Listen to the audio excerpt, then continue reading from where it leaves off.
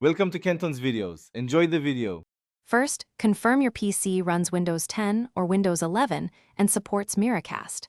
Next, check your TV or adapter is Miracast capable or supports DLNA.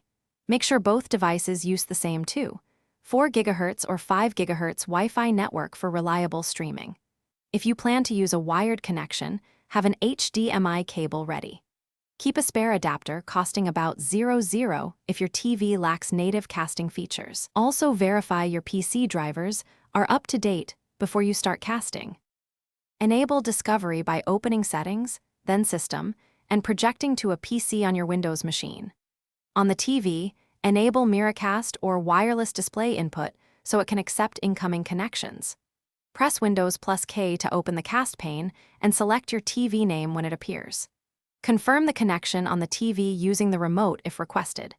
Use Windows plus P to set duplicate, extend, or second screen only modes depending on your task. For smoother video, close unnecessary apps and pause large downloads before casting. To stream with DLNA, enable Media Streaming and Control Panel and use Windows Media Player to stream files. For Chromecast, open Chrome, click the 3 dots, select Cast, and pick your Chromecast device name.